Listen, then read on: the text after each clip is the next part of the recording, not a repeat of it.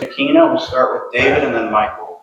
Coach, you were getting on Marquise Gross Killebrew about his holding and the one-on-ones, but what have you seen from him in these early? Great cover guy. And so he doesn't need to, so these are just some old habits I have to break because he's got great coverage. So there's no reason to cheat the drill, He's all over on the slant. He's in great shape. No reason to hook the backside because he's got great coverage. He's all over the outcut. There's nothing there. We don't need to grab jersey. So just trying to break some old habits. But there's no doubt we get straight on him. He's talented. He's long. He can run. He wants to be a great player. All the things you look for. Now my job is to get him to his potential, keep working with his positives and helping him break some old habits. And I'm not trying to be disrespectful to other coaches. We all teach things differently. And so, we're going to do how I've done it. Michael and Justin. You guys had a lot of big bodies, big veteran bodies at the defensive tackle position last year. There was a lot of turnover. In the offseason, you tried to replenish that position. How do you feel about the size and the depth that you have on the interior of the defensive line? I feel great about it. Well, because we've changed our mentality up front.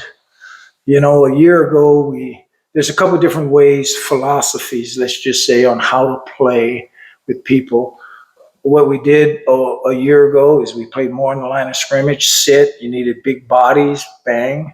Where I'm wired, where this program has been built when I was first here in the 80s, was to get vertical. Never asked Rob Waldrop to sit on the line of scrimmage. Never asked Brewski to sit on the line of scrimmage. We want to get vertical and get across the line of scrimmage. That's not to say we're not going to get big bodies. Just watch Isaiah and Chuba. When you get 340 pounds and 320 pounds going that way, that's a load. So we want to be Aaron Donald. We want to be Joey Bosa. We want to play the run on the way to the quarterback, so a little bit different, but I like where we're at. Really encouraged with the people that have come in here. Really encouraged that players that were here saw a great opportunity to play, and they took advantage of it in the offseason. Our strength staff did an incredible job, in my opinion, of developing these guys and building a culture of work, and it's just kind of transferring on the grass. Justin and then Troy. Who do you think has stepped into the Martell Irby role in this year's team? We got a lot of guys that play with a great motor. Stokes is incredible. Best kept secret in college football right now. Plays with an incredible motor. As you see, he's made some plays. We got a new young man in here on Goss. Plays with an incredible motor too, which would be similar to Irby's story, right? He came in here much like Irby. And the first thing I tell all incomers, the first thing you got to do is gain the respect of your locker room. Job one. And how you do that, first of all, is by being a great teammate and doing the things that we ask for. And we are built on a defense that is going to play hard. We're going to be physical. We're going to know our jobs, and we're going to be able to hunt plays. And Owen has done a great job with that. Incredible motor, shows some toughness. He's already gained the respect of his teammates by being physically and mentally. We're not tricky. There's four things philosophy-wise on defense. That's who we are. The four pillars. It's been that way for 40 years for me. And, like I say, the game has changed over the years. Formations, tempos, offense, spread, type, minus split, use the field. But what has been consistent for me over time is, how you choose to say it, do your job, know your assignments, execute the details of your assignments, play with great effort, be physical, and then make plays. And then Tay was anointed starter at Mike linebacker. What do you think, or what did he do to show you guys that he's capable of being starter? Well, he played last year, as a true freshman. I will say this, some positions, there's still a lot of evaluation going on, okay? So our starting linebacker is mono right now, okay? And then let's see where we go. Our starting nickel is Stooks. Then we'll figure out where we can go. All right. It's very competitive still yet to this moment. So he trots out there first, but there's still other moving pieces that's still wide open. Troy and then David. And then going off of that with Genesis Smith and Tay Brown, just their development from year 1 to year 2. I know we're not quite to year 2, but what have you seen out of them that makes them players that you guys can really potentially rely upon? Yeah. So first and foremost with both of them, and just with a common thread for me with all the great players that I have coached over, I'm talking about great players. They're extremely competitive. Let's go with Chris McAllister. I can run through Michael Huff, Michael Griffin, Kenny Vaccaro, Earl Thomas, Justin Reed. The common thread with all of those guys is they're very competitive, and that's how they're wired right now. So that's a great starting point. Because if you're competitive, you're working to doing things, all the detail things. That means lifting in the off season. That means getting extra time in the classroom, and they got physical skills.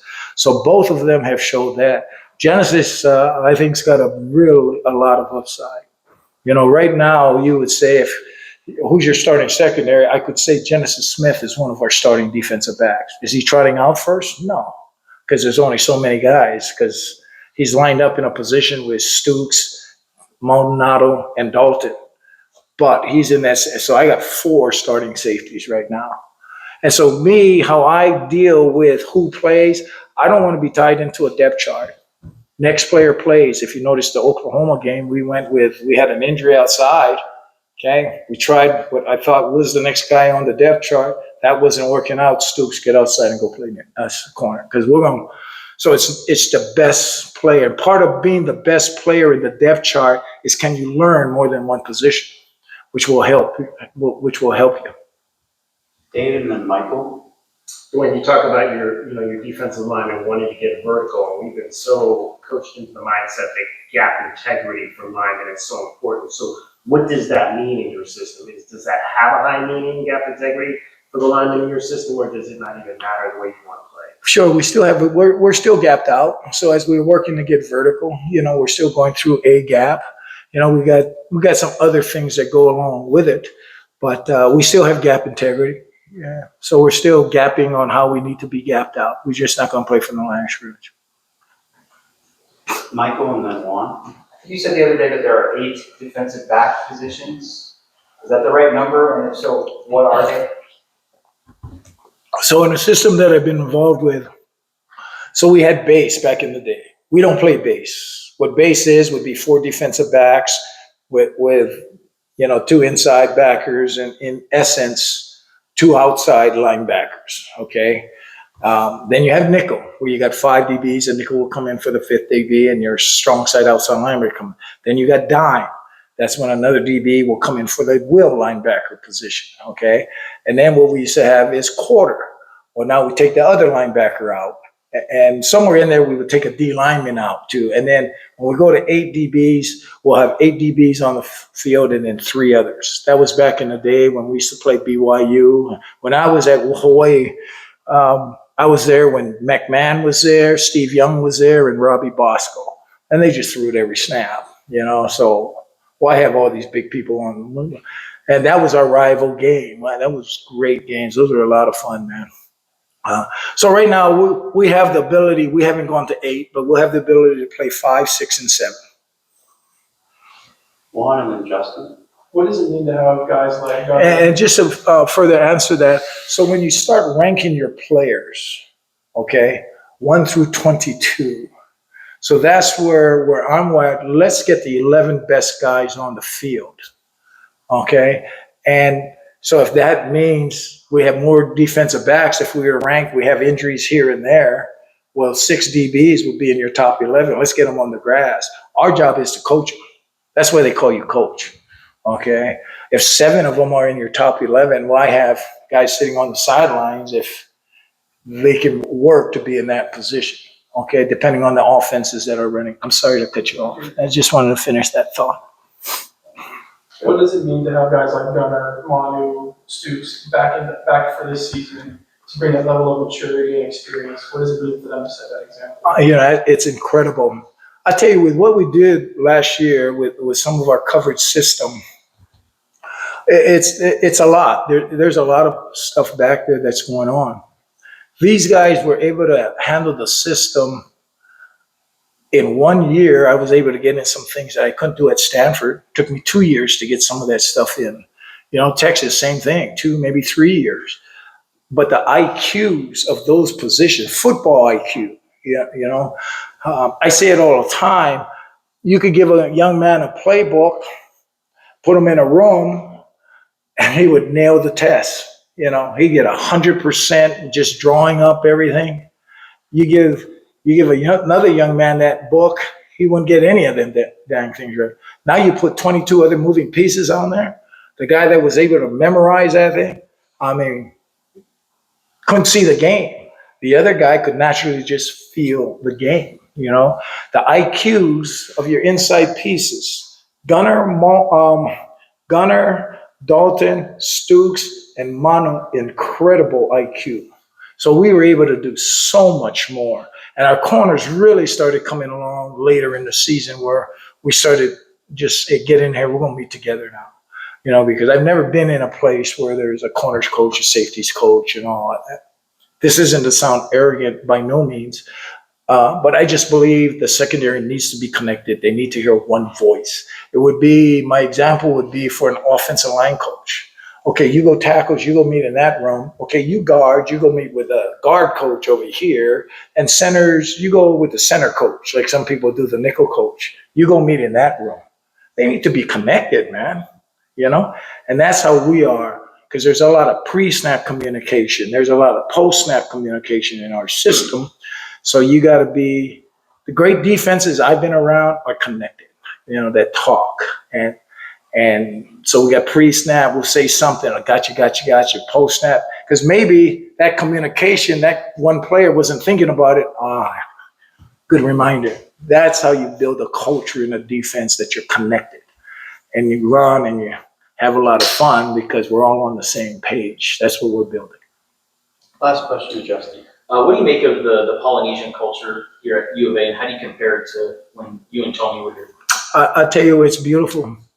It's where we were. It really is about family. I know everybody says that, but what you're going to know about the Polynesian culture is loyalty, together, family, and toughness. And there is no doubt, I'm sure that's part of many cultures, but that's who we are. And it just rubs off on everybody. Humble, respectful. You hear many of them, it's Mr., Mrs., auntie, uncle. And so it's just, it's beautiful. And I think that's what really helped us in this off season in keeping many of our players here, because in some circles we couldn't match the money that was out there. But what we can match is that true sense of family. Everybody says it, right? Oh, we're a family. Really, are you? Is the coach saying it, or are the players feeling it? Because that's still the key. And I think you'll feel that with our guys, and they play like that. And that was the guts of the whole Desert Swarm. It wasn't some fancy-dancy defense and all. It was just a group of guys that were blue-collar, that loved each other, and they played hard on all sides of the ball. And you see the power of the touch, bang, great job, great job, great job. The power of the lift, something negative happens. Hey, we'll be all right, let's go, There's none of that. We're in this thing together. Beautiful to be part of, and the players are the ones that established it. Wonderful.